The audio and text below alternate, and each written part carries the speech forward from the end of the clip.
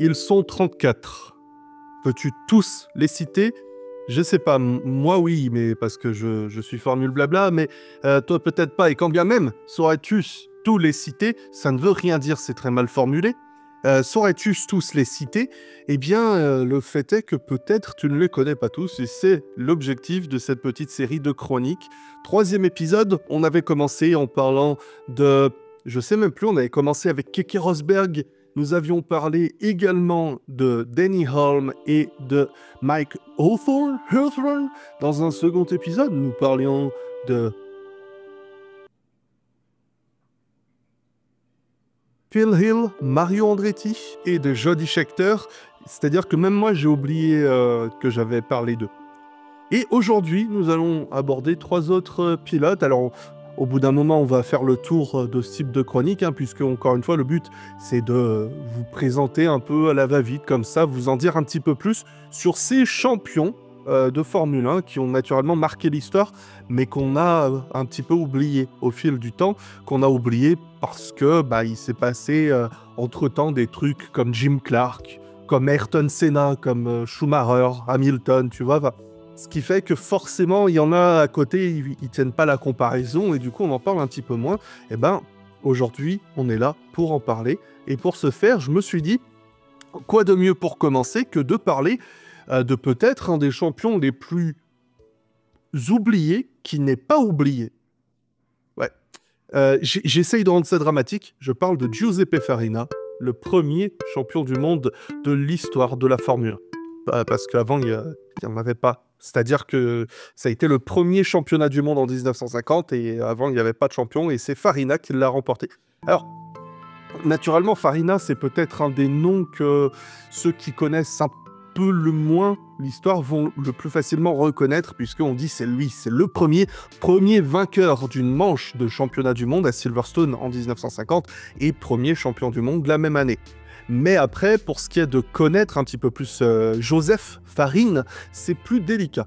Joseph Farine, il faut savoir qu'il a une très longue carrière, et lorsqu'il devient champion du monde de Formule 1, c'est la fin de sa carrière, ce qui est un petit peu paradoxal, et en même temps, c'est très beau d'avoir cette passation un petit peu de pouvoir, d'air en quelque sorte, entre l'ancienne génération et la nouvelle. Alors, dans ma chronique sur l'histoire de la Formule 1, je suis déjà entré un petit peu plus en longueur sur ce qu'était la Formule 1 avant le championnat du monde. Pour vous le rappeler très brièvement, les courses automobiles remontent depuis la fin du 19e, début 20e siècle, et c'est dans les années 20 qu'on a créé le championnat des manufacturiers, puis le championnat d'Europe des pilotes, et c'est dans ces années-là qu'on a quelques pilotes qui ont commencé à s'illustrer. Alors, pour parler des plus connus, on aurait Rudolf Caracciola, Tadzio Nuvolari, qui est peut-être un des plus grands de tous les temps, avec Bernd Rotzenmeier, si j'écorche pas son nom, le plus connu peut-être de tous de l'ère moderne, Louis Chiron, notamment grâce à Charles Leclerc, qui a rappelé un petit peu la nationalité monégasque au sport automobile. Mais il faut savoir que Louis Chiron, c'était un des plus grands pilotes de cette époque, et Giuseppe Farina vient s'inscrire dans cette génération. Alors, il faut savoir que Farina, quand il va commencer la course automobile, des pilotes comme Nuvolari sont déjà au top de leur game, et lui, il va être un petit peu au début. Donc, pour se placer un petit peu chronologiquement, on est au fin des années 20.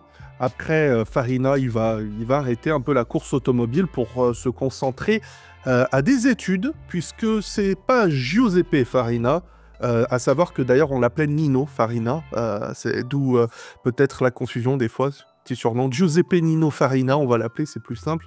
À savoir qu'il se dit, tiens, maintenant je veux qu'on m'appelle docteur Giuseppe Farina, puisqu'il a un doctorat en sciences politiques, mais c'est un doctorat quand même, alors voilà. Et fin courant des années 30, il reprend la course automobile, il devient notamment une égérie pour Alfa Romeo, avec qui il commence à devenir un des meilleurs pilotes de l'écurie, et du coup à rencontrer son idole Tadzio Nuvolari.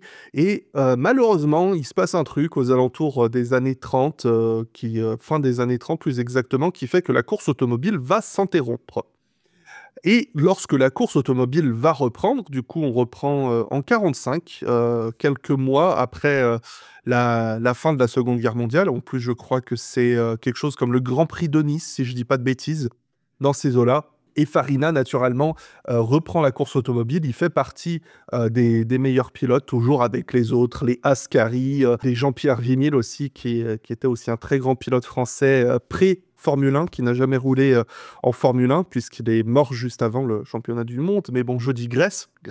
Naturellement, Alfa Romeo, c'est une très grande puissance à ce moment-là dans le sport automobile.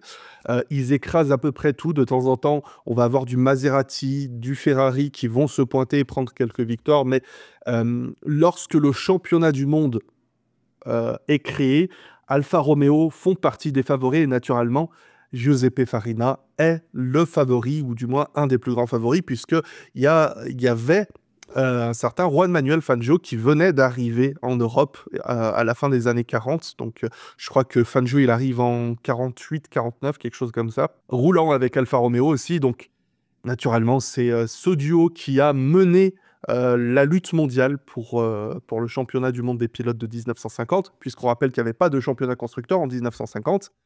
Et c'est Farina qui l'a emporté. Alors, ça s'est joué un poil de cheveux, ce qui est une expression malvenue parce qu'il était chauve.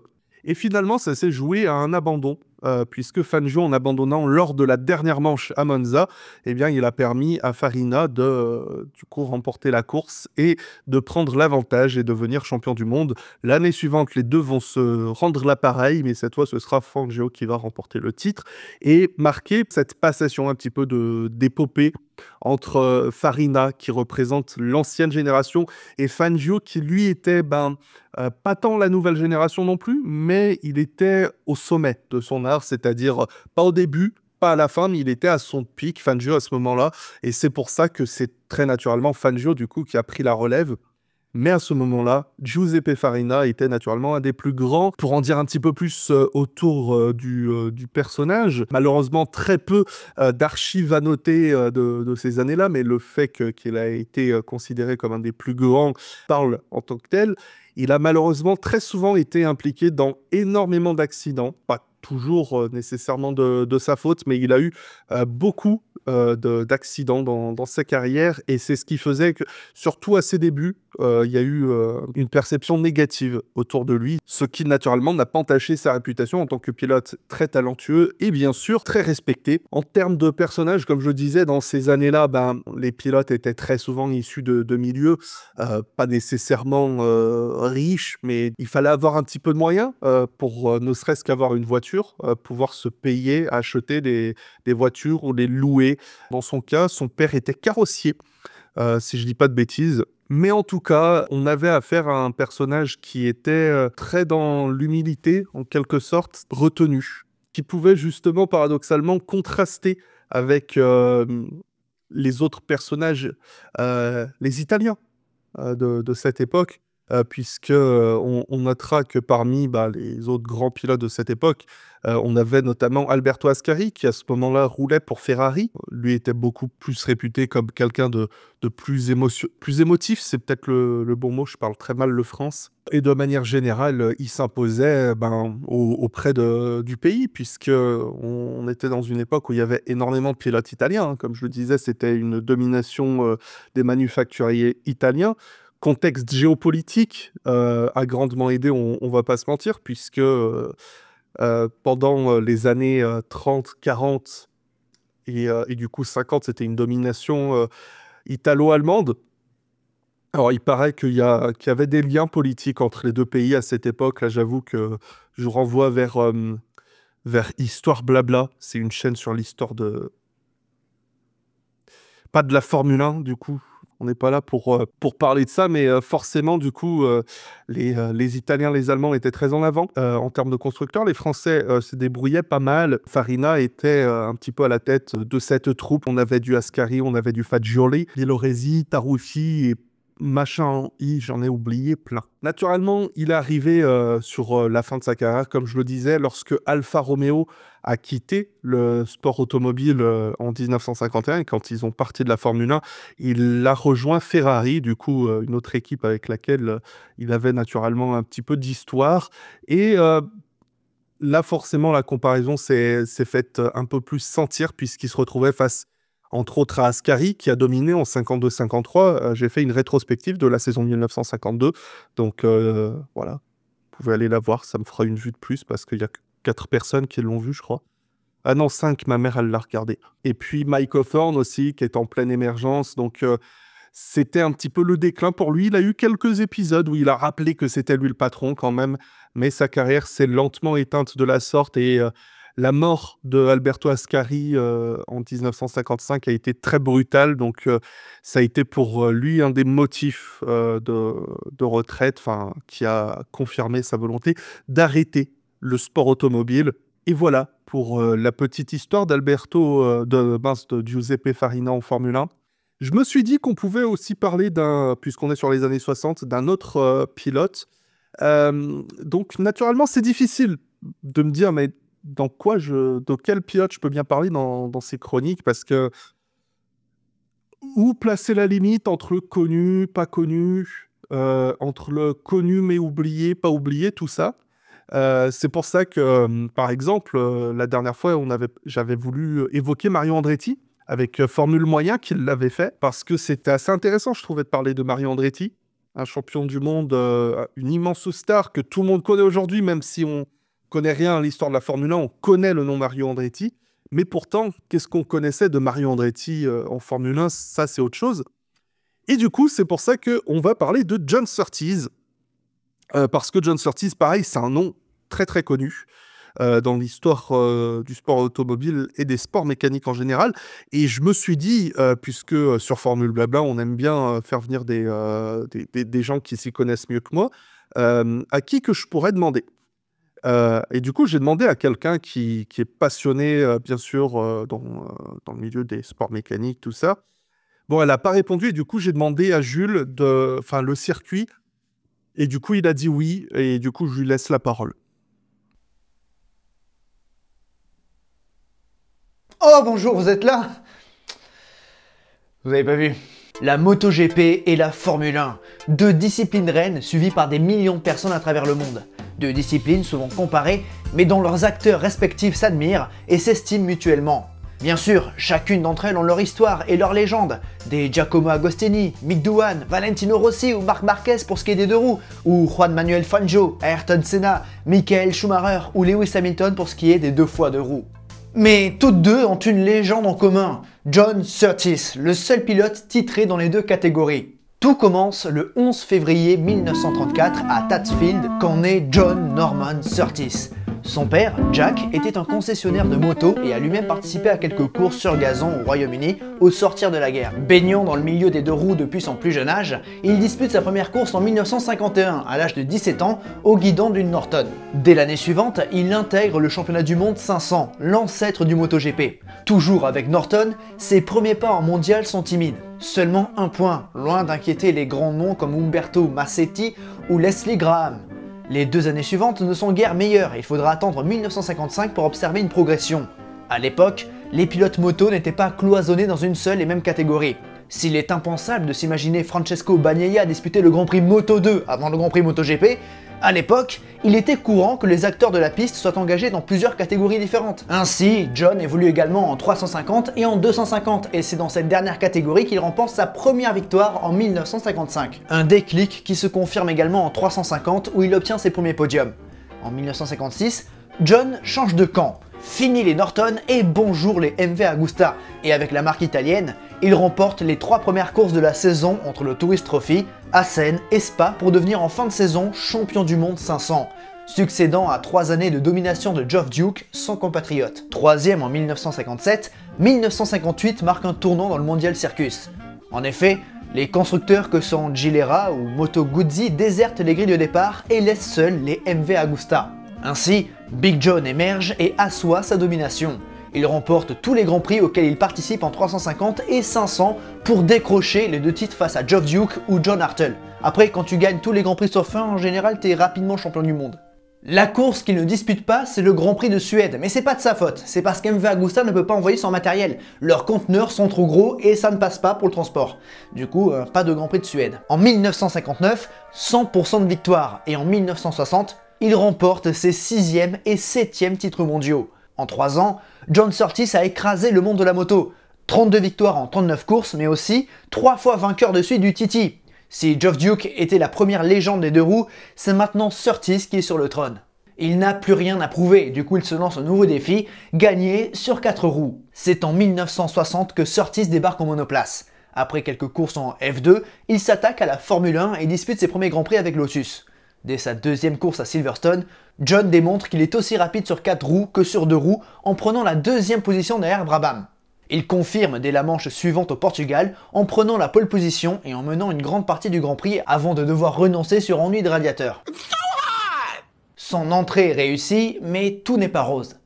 En effet, John Surtees est un fort caractère, un petit peu austère, qui ne fait pas de concessions, et il a bien senti les faveurs de Colin Chapman pour son autre pilote, Jim Clark. Alors, Surtees quitte Lotus au terme de sa demi-saison 60 pour rejoindre Cooper en 61. Mais pas dans une écurie officielle, non, dans une écurie privée. Surtees ne veut pas cramer les étapes et veut faire ses armes. Avec un ancien modèle, John accroche quelques points en championnat du monde avant de prendre sa première victoire en F1 au Glover Trophy à Goodwood devant Graham Hill et Roy Salvadori. Et oui, à cette époque, la Formule 1 ce n'est pas que le championnat du monde. Si vous suivez Mick, vous le savez. Par ses titres moto et son acclimatation rapide en F1, Surtees a bonne réputation et attire les regards de la Scuderia Ferrari qui lui propose un volant pour la saison 62. Un volant que Surtees refuse. John, il est là pour courir et fuit toute forme de jeu politique. Une chose que Ferrari connaît bien, et il faut dire que la fuite massive des cerveaux en 61 ne séduit pas le Britannique. Ce dernier fait confiance à Eric Broadley, fondateur de Lola, qui lui offre un poste de choix. Cette année 62 est donc charnière. Surtees s'impose en leader de projet et réalise une saison impressionnante avec sa Mark IV. Pole position à Zandvoort et 2 deuxièmes places entre Aintree et Nürburgring. Il termine 4ème du championnat avant de recevoir un nouveau coup de fil de Ferrari et plus précisément de Genio Dragoni, le nouveau directeur de la Scuderia. Refuser une offre de Ferrari, c'est dangereux parce qu'on connaît la fierté des rouges, mais la réputation du Britannique est telle que le cheval cabré n'a pas pu résister. Après 2 ans et demi en Formule 1, John Surtees s'estime prêt à jouer les premiers rôles. Et il confirme. 4ème à Monaco, 3ème aux Pays-Bas, 2ème à Zandvoort et 1er au Nürburgring. En ce 4 août 1963, John Surtees devient le premier et à ce jour, le seul pilote à triompher en championnat du monde 500 et en Formule 1. La Scuderia est véloce, mais sa fin de saison est gâchée par des ennuis mécaniques qui privent John d'un potentiel podium au championnat. Il termine de nouveau 4ème, mais avec beaucoup d'espoir pour 1964. Sa 158 se montre à la hauteur des Lotus et BRM dont les fers de lance se nomment Jim Clark et Graham Hill. Ce trio britannique va se disputer le championnat du monde, même si dans un premier temps, Surtees est en retrait. Hill et Clark se partagent les 3 premières victoires de la saison, tandis que John ne se contente que d'une 2ème place à Zandvoort. En fait, c'est en 2ème partie de championnat que le septuple champion du monde moto se hisse dans la lutte au titre. 3ème à Brands Hatch, il s'impose de nouveau au Nürburgring avant de triompher à Monza devant les tifosi. Pendant ce temps, Jim Clark et Graham Hill abandonnent à plusieurs reprises. Il ne reste que 2 grands prix et les 3 hommes ne sont séparés que de 4 points. Mais à Watkins Glen, c'est le vieux Hill qui prend la victoire et une sérieuse option pour le titre. Le trio débarque au Mexique pour l'ultime épreuve de la saison. 9 points derrière, Clark a encore une chance d'être titré car à l'époque, toutes les courses ne sont pas comptabilisées. Et oui, seuls les 6 meilleurs résultats comptent. Bien que ces 2 points acquis en Belgique soient décomptés, Graham fait office de favori face à ses 2 rivaux. Bien sûr, Jim Clark prend la pole position quand Surtees et Hill sont 4ème et 6ème. Ce week-end-là, Big John n'est pas le plus rapide et subit un petit peu les événements au volant de sa Ferrari blanche et bleue. Clark écrase la concurrence, mais Graham tient la 3ème position. Dans cette configuration, c'est le pilote BRM qui prendrait le titre. Mais au 31e tour, il s'accroche avec Lorenzo Bandini, pilote Ferrari et coéquipier de Surtees. Un accrochage qui soulève beaucoup de questions et qui contraint Graham à l'abandon. Alors, Surtees remonte au 4ème rang, mais Clark est bien parti pour tout rafler. Mais dans les 2 derniers tours, la Lotus de l'Écossais ralentit suite à un problème mécanique. Chez Ferrari, on ordonne à Bandini de céder sa place à Surtees qui grimpe ainsi au 2ème rang et décroche la couronne mondiale pour 1 point devant Hill. Voici John Surtees sur le trône de la Formule 1. L'année suivante, John ne gagne pas de Grand Prix et des tensions naissent entre Dragoni et Surtees. Le caractère du Britannique, froid et intransigeant, détonne avec celui de la Scuderia. Alors qu'en fin de saison il se blesse lors des 1000 km de Mosport, Ferrari perd confiance en son pilote. Bandini devient numéro 1 et Surtees perd tout avantage. Malgré ses déconvenues, il s'impose à Spa en 1966 avant de claquer la porte à Ferrari, lassé du mauvais traitement que lui inflige Dragoni. Une perte qui sera regrettée par le commendatore lui-même. Alors, l'octuple champion du monde joue les intérimaires chez Cooper et s'en tire même avec une victoire en fin de saison au Mexique, avant de tenter l'aventure japonaise chez Honda. Ce qui lui voudra une nouvelle victoire à Monza, sa 6e et dernière en championnat du monde de Formule 1.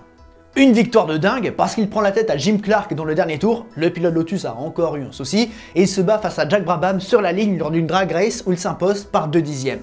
Après 2 années frustrantes pour le compte du constructeur japonais, Surtees tente de se relancer chez BRM en 69 avant de fonder sa propre écurie. Engageant des châssis McLaren, il les modifie et devient ainsi constructeur, mais les bons résultats se font rares. En 1972, en Italie, il prend part à son dernier Grand Prix avant de se contenter du rôle de patron d'équipe. Cette dernière prendra même 2 podiums entre 72 et 73 entre Mike Elwood, également légende de la moto, et Carlos Pace. Rares ont été les pilotes à passer du 500 à la Formule 1 et aucun ne l'a fait avec autant de succès que John Surtees. Mike Elwood fera un passage honorable sans parvenir à décrocher la moindre victoire. Gary Hawking, rival de Surtees pour le titre 350 en 1960, sera un grand espoir mais se tuera dès son premier Grand Prix de Formule 1. Si, quand on évoque les années 60, on pense tout d'abord à des Jim Clark, Graham Hill, Jackie Stewart ou Jack Brabham, il ne faut pas oublier John Surtees dont les exploits inégalés méritent d'être soulignés. En tant que légende de 2 disciplines, Surtees réapparaîtra à plusieurs reprises lors d'événements historiques. Dans les années 2000, il s'occupera également de la carrière de ses 3 fils, dont le malheureux Henry qui sera emporté à Brands Hatch le 19 juillet 2009 après avoir été percuté par une roue en pleine tête lors d'une manche de F2. Atteint d'une maladie respiratoire, John Surtees s'éteint quelques années plus tard, le 10 mars 2017 à 83 ans. 38 victoires en 52 Grands Prix pour 7 titres de champion du monde en moto, 14 victoires en 171 Grands Prix de Formule 1 et le titre de champion du monde 64, mais également 3e des 24 heures du Mans cette année-là, sans oublier un titre en Can-Am avec sa propre équipe en 66. C'est pas mal pour un champion du monde oublié. Merci Mick de m'avoir proposé de parler de John Surtees, un héros de 2 mondes, malgré tout un champion oublié pour ce qui est des 2 fois 2 roues, d'où sa présence dans cette vidéo. Il n'y a rien de nouveau dans ce que je dis, mais voilà, ça mérite clairement qu'on s'y attarde dessus. J'espère que ce que j'ai fait te conviendra, j'espère que ça conviendra également à ceux qui regardent la vidéo. Si c'est le cas, vous savez quoi faire, abonnez-vous à Formule Blabla, parce que c'est dur à dire, au fait ton nom, Formule Blabla. Ou alors c'est juste moi qui suis un peu con, mais certainement ça. Donc rejoignez... Abonnez-vous à la chaîne de Mick et si jamais rejoignez-la parce que ça lui fait de la thune et il aime bien la thune. Donc voilà. Bref, des bisous. Je t'emmerde. Ouais, enfin, Formule Blabla, oui, bon, alors déjà de 1, je me suis un peu plus fait chier que de dire le circuit. Hein. Il y a un moment, on essaye de trouver des trucs un peu plus originaux. Et ensuite, l'AFOM m'a cassé les burnes avec Blabla F1. Et si on terminait par un vrai oublié de chez oublié. Parce qu'au final, c'est un petit peu le but, mais j'essaye quand même de vous accrocher au début avec des noms plus ou moins connus. Je vais parler de Alan Jones. Alors, Alan Jones, qu'est-ce que ça évoque? J'essaye déjà de vous dire ce qui peut faire la légende un peu de Alan Jones. Alan Jones, premier champion du monde pour Williams. Il était dans l'équipe lorsque Williams a remporté son premier championnat et ses 2 premiers championnats du monde constructeurs en 80-81. Et pourtant, c'est peut-être un des plus grands champions du monde qui n'a qu'un seul titre.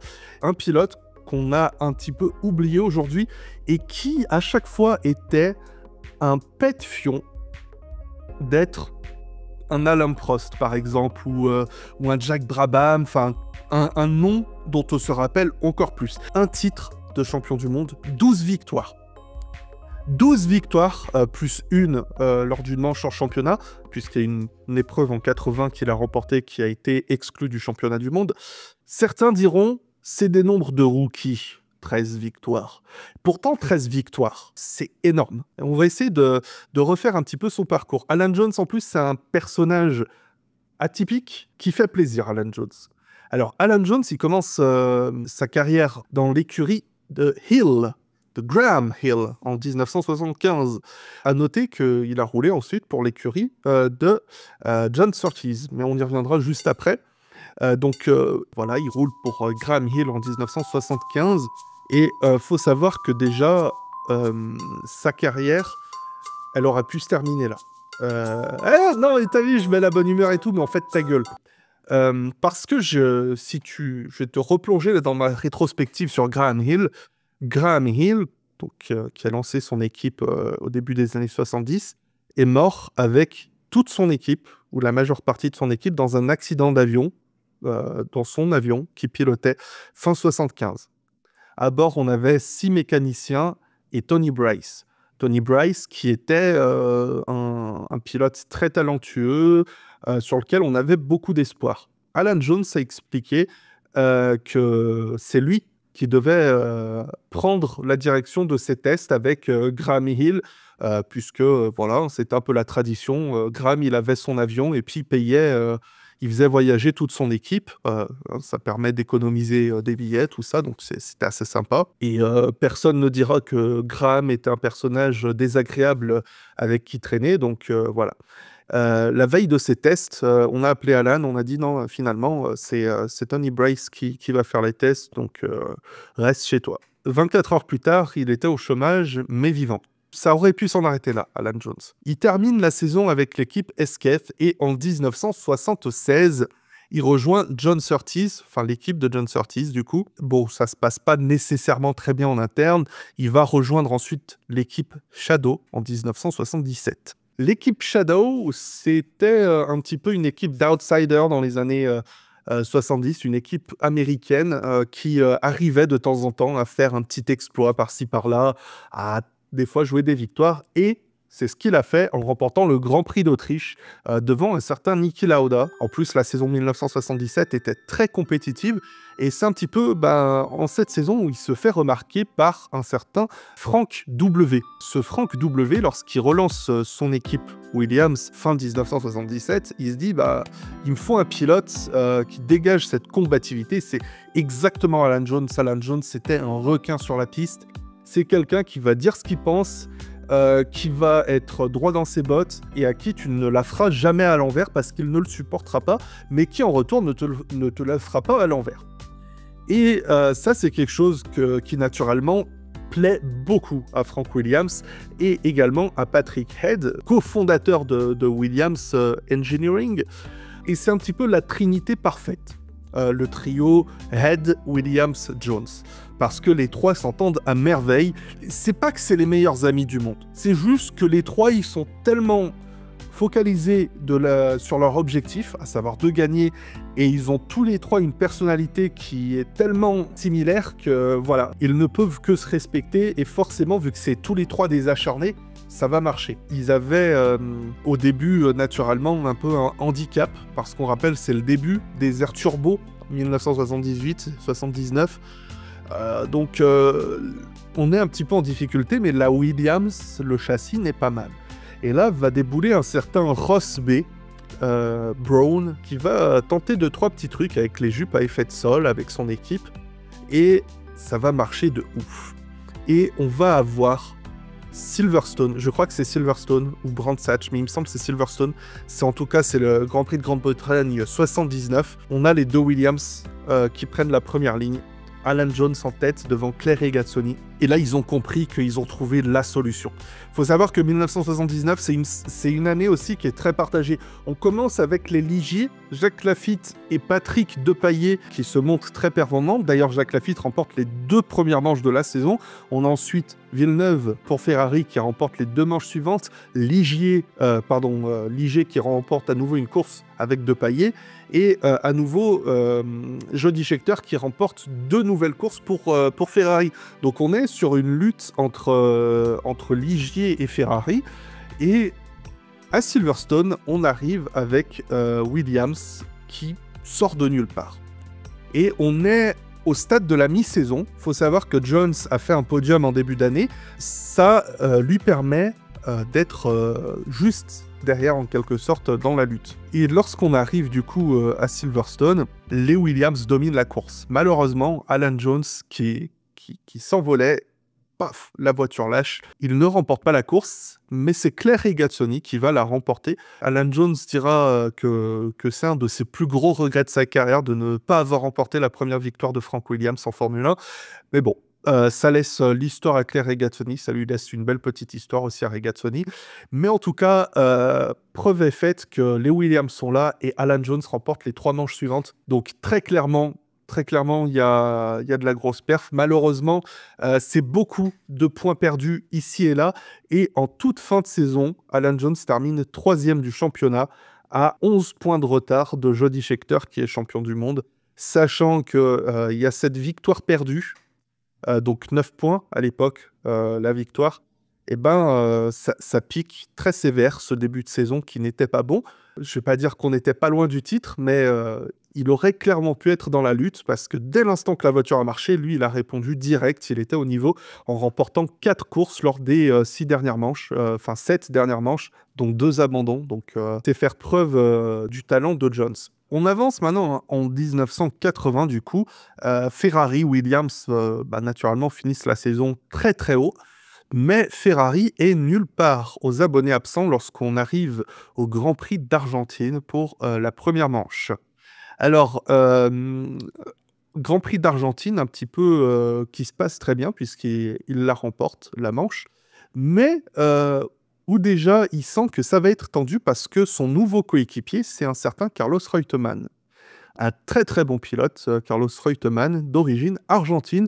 Et je suis en train de te le présenter, mais je viens de me rappeler qu'avec le Colapinto, on en a pas mal parlé de Reutemann ces derniers temps.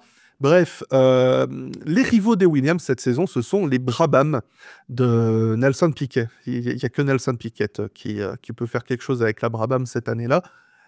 Mais c'est pas suffisant. Ça reste une bonne, je vais pas dire domination, mais une très très forte saison des Williams. Et Alan Jones est sacré et premier champion du monde pour Williams, premier championnat du monde constructeur pour l'écurie Williams. Donc jusque-là, c'est un petit peu la concrétisation d'un très très gros projet. 1981, à présent, on attend le match retour entre Piquet et Jones, entre Williams et Brabham, et on commence la saison cette fois-ci à Long Beach. Et c'est très important ce qui va se passer. Comme je le disais, Alan Jones, c'est la triade sacrée en quelque sorte, un petit peu comme on a pu avoir avec Ross Brawn, Jean Todt et Michael Schumacher lors de l'ère Ferrari. C'est leur projet à tous les trois et Carlos Reutemann est un excellent lieutenant pour être là, pour prendre des gros points en rivaux et pour scorer des points pour le championnat constructeur. Ce qu'il y a, c'est que Carlos Reutemann, il le veut son titre aussi et il a, malheureusement pour sa gueule, il a un petit peu dans son contrat des obligations de favoriser Alan Jones en piste. La saison commence avec un doublé des Williams, donc Alan Jones et remporte la manche d'ouverture à Long Beach devant Reutemann et Piquet est 3e, donc ça pose un petit peu le ton. On passe maintenant au Grand Prix du Brésil.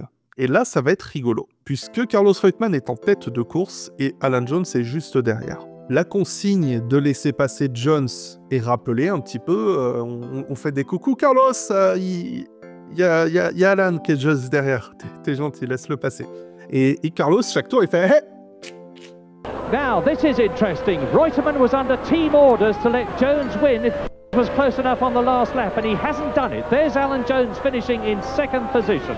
And Reutemann not looking all that happy alongside Riccardo Patrese has won the Brazilian Grand Prix and no Alan Jones. Mais bref, on entrera peut-être dans cette histoire une autre fois parce que juste après, qu'est-ce qu'on a?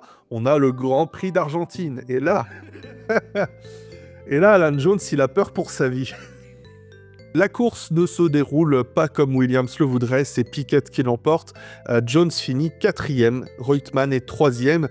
Et là, la guerre est plus ou moins lancée en interne. On a compris que Reutemann, il veut vraiment aller chercher son titre. Et en même temps, il a une voiture pour jouer des victoires et des titres, donc il le joue. Et la réalité, c'est que même passé la mi-saison, Reutemann, il est en tête du championnat du monde des pilotes. Donc, c'est difficile de lui dire laisse gagner ton coéquipier. De son côté, la saison de Jones se passe très mal, on a énormément de pannes, de soucis de fiabilité, et Reutemann de son côté, il a aussi ses soucis, mais il est aussi en train de mentalement un petit peu craquer. Il mène jusqu'à la 10e, 11e manche de la saison, quelque chose comme ça. Et malheureusement, Nelson Piquet et Brabham sont trop forts et ils viennent lui chipper la tête du championnat pilote et ils ne la lâcheront pas jusqu'à la fin de saison. La saison se termine. Brabham n'est pas sacré, c'est Williams qui gagne le titre constructeur, mais le champion du monde, c'est Nelson Piquet. Naturellement, en interne, on a Alan Jones qui dit « c'est bon, allez, j'arrête, je prends ma retraite ». Il le dit comme ça, enfin il le dit en australien, donc je prends ma retraite. Carlos Reutemann est aussi très épuisé par tout ça, il va s'arrêter quelques temps plus tard, mais voilà où s'arrête l'épopée d'Alan Jones. Et quand je disais qu'on est passé pas loin d'un Alain Prost, d'un Piquet même, c'est quand on regarde un petit peu ce qui aurait pu se passer si Alan Jones, qui était encore au top de son game, et si, comme d'après ses mots, il n'avait pas eu le mal du pays en quelque sorte, parce que bon, faut rappeler qu'à cette époque, il y avait certes un petit peu moins de courses, mais entre les courses, tu te fais plus facilement chier parce que il n'y a pas Instagram. Si on regarde la suite, en 1982, qui sont champions du monde des pilotes, c'est Williams avec Keke Rosberg. Keke Rosberg qui a été embauché pour remplacer Alan Jones. Donc c'est un petit peu ça qui est rigolo, et rigolement triste. Et 1983, à nouveau, va savoir ce que les Williams auraient pu faire, même si on commençait un petit peu à se casser la gueule à cause des moteurs Ford. Donc 79, 80, 81, 82, sur des saisons où Alan Jones était en lice consécutivement pour le titre, et on ne peut pas dire que c'est lui qui a laissé l'équipe en tort, dans le sens où il n'a pas été au niveau, il a un petit peu craqué mentalement ou quoi. Non, c'est vraiment que le contexte a fait qu'il n'a pas été sacré, mais il en est passé pas très loin. Et quelque chose aussi à souligner, à cette époque, gagner un titre, c'était certes exceptionnel, mais gagner 2 titres consécutivement, ça n'était pas arrivé depuis 1959 et 60, et c'était justement Jack Brabham qui avait fait cet exploit. Donc, dites-vous bien, de 1960 jusqu'à 1980, et encore, c'est 84-85, non, 85-86 que Prost gagne les titres coup sur coup. Donc, c'est-à-dire, pendant 25 ans, on n'a jamais eu de pilote qui a gagné 2 titres consécutivement. Quand tu te places dans une ère où on a eu 5 titres consécutifs de Schumacher, 4 de Vettel, 3 plus 4 de Hamilton et 4 de Verstappen, et à un moment, tu te dis que la F1, c'était vraiment mieux avant. Ça aurait été un petit peu sympa pour Jones d'être celui qui casse le record de son compatriote. Et rapidement, quelques petits mots, enfin non, même pas des petits mots, juste présenter l'instant bibliothécaire. Il y a Emmanuel Touzeau qui a répondu un machin sur l'histoire de la Formule 1. Enfin, je dis un, non, il en a pondu 2, ce con.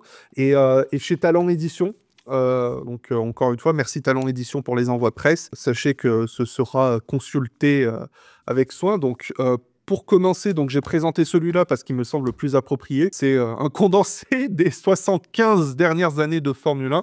Alors ça parle pas de 2024, je crois, mais naturellement, tu peux retrouver, parler un petit peu plus en profondeur de la saison 1980. Donc voilà, puisqu'on a parlé d'Alan Jones. Un motard vient faire sa loi en Ferrari. En plus, j'aime bien cette photo parce que c'est la Ferrari North America Racing Team, donc la blanche et bleue. Et naturellement, juste après, ça parle de Jim Clark, donc forcément c'est bien. Giuseppe Farina, donc nos 3 champions d'aujourd'hui, avec une préface de Mika Häkkinen. Pour le second bouquin, c'est si vous voulez voyager un petit peu pendant l'hiver. Là, on est un petit peu plus sur de l'histoire et du paysage avec le tour du monde des circuits d'exception. Donc, naturellement, ça va parler des circuits de Jeddah, Ah non, même pas. On a le circuit de Kyalami, qui est un très très beau circuit. En plus, avec un petit peu d'histoire, avec la grève des pilotes de 1982. On a le circuit de Shared, que naturellement, Helmut Marko va lire d'un bon œil. Là, je viens de faire une blague, mais il faut savoir que c'est sur le circuit de Charade que Helmut Marko a perdu son œil en 1972, je crois. Merci de m'avoir écouté blablater pendant aussi longtemps. Naturellement, merci à Monsieur le Circuit pour sa petite intervention. Ça fait toujours très plaisir de la voir parce que ça me fait du boulot en moins et je déteste bosser. Alors que lui, il fait à peu près une vidéo par semaine, si je dis pas de conneries. Et il parle souvent d'histoire de Formule 1, de sport automobile. Donc, je te concède le droit d'aller t'abonner. Je t'y autorise.